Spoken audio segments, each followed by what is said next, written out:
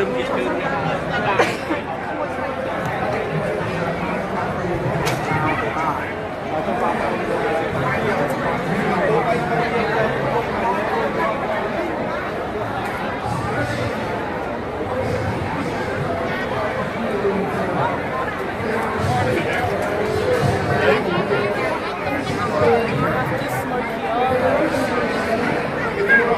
rất đông giới truyền thông đến tham dự chương trình.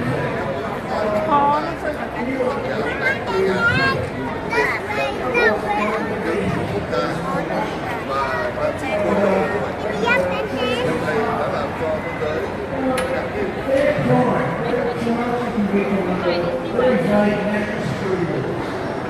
Their crimes brought about an environmental disaster that threatened hundreds of thousands of the livelihoods in Vietnam.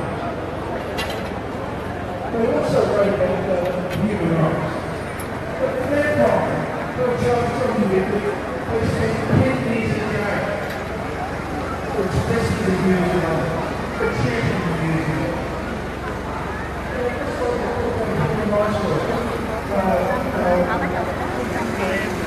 Human Van died.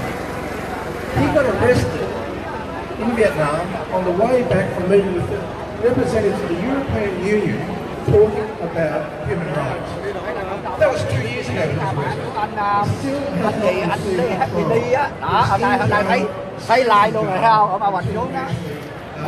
He'll be tried, no doubt, under a system in Vietnam convicted. I spoke a little bit about the Formosa fish poisoning issue. Formosa was a steel plant in the Ha Tinh province that discharged poisons into the river and into the environment. It stole the livelihood of hundreds of thousands of people. And the government's response to that was a very hard crackdown on people that engage like we are doing today in peaceful protests. People that demanded just and fair compensation.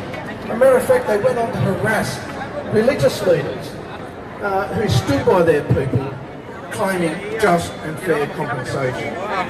These are issues that should concern all of us because we regard Vietnam as a friendly nation. We trade with Vietnam. I've got to say that I know there's many people here from Laos, and I've seen very, very similar patterns emerge in Laos.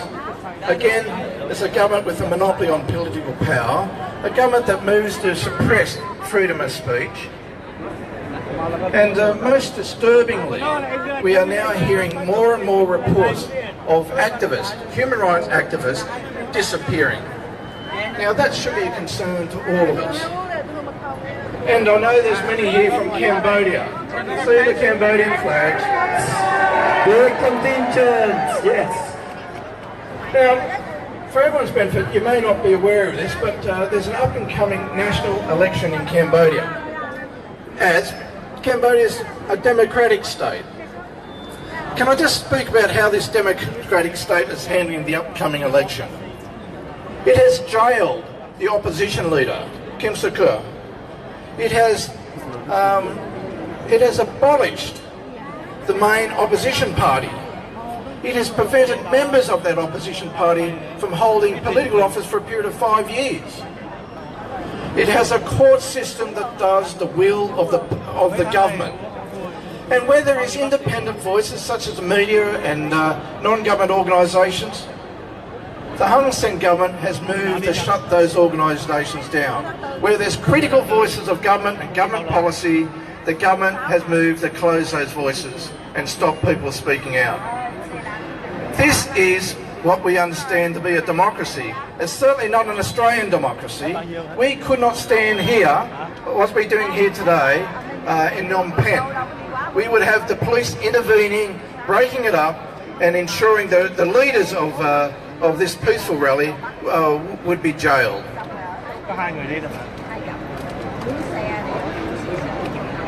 And I almost forgot to say what's probably even worse. Only recently, in the advent of the Asian Summit, Hun Sen, the Prime Minister of Cambodia, He threatened Australian citizens. He threatened Australian citizens. If you protest against me, I will have you followed home and bashed. We don't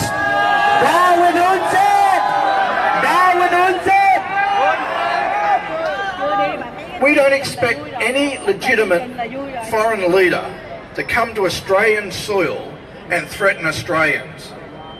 This is an abomination. This is not what we stand for in our democracy.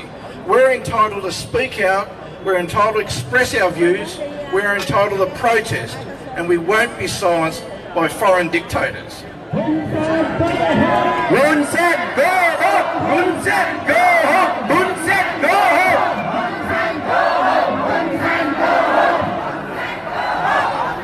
Now, can I just say a few words about Miramar? Now, I know there's a lot of the Burmese people here also today as well. Over the last 2 years, we have heard horrific reports about the treatment of the Rohingya Muslims in Burma. We've heard about the killings, the rapes, the forced displacements, the burning of their villages, all part of a military operation. For those of us that spent a lot of time supporting Aung San Suu Kyi, we expected more from her. I know it's still a military operation, but as a leader of a country, we expected more. We expect fairness and decency for people. What we have now is a massive humanitarian crisis. Over 600,000 people are displaced from their homes, are refugees, stateless, and living in Bangladesh. Cannot get home because their villages have been burned. We expect more from the leaders of Miramar. This is just another example of extreme power leads to extreme control over the people. This is not good. It's not good for our futures within the region. Suu Kyi go home! Suu Kyi go home! Suu Kyi go home! Suu Kyi go home! Now, I know the President of the Philippines is not here today. He decided not to be a no-show.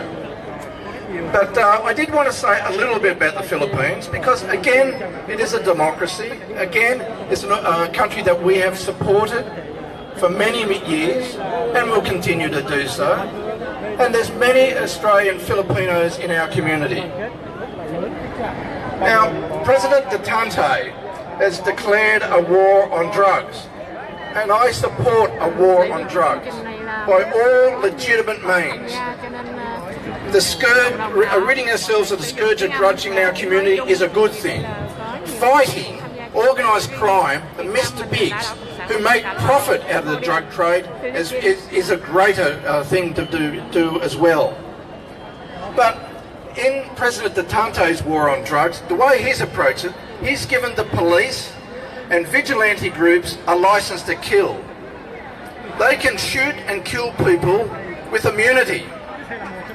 People who are only suspected of being involved in drugs.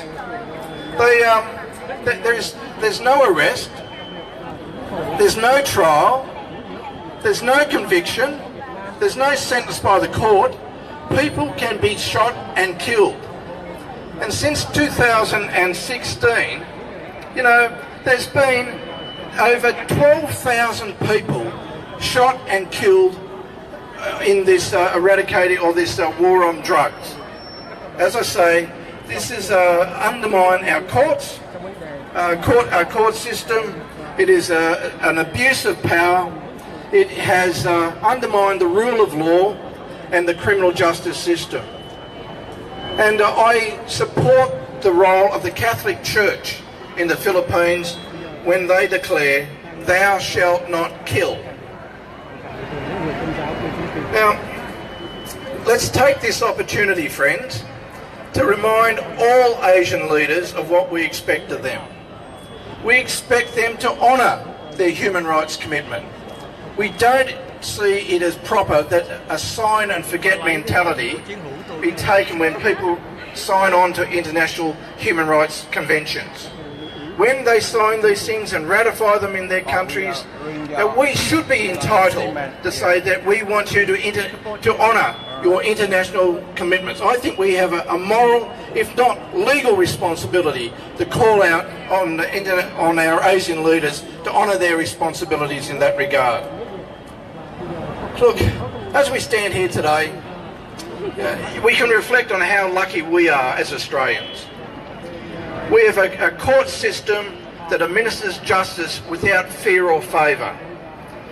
We're afforded the opportunity to come and peacefully protest. We can speak freely without fear of arrest or punishment. Our police, and I know there's many of them here today, our police are here to protect us.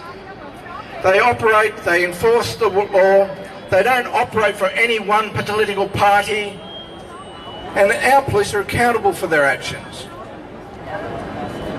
And as we stand here, ladies and gentlemen, we are all equal before the law. And that's what we expect from our major trading partners, people that we share a vision of prosperity in our region. We share the view that people should all be equal before the law.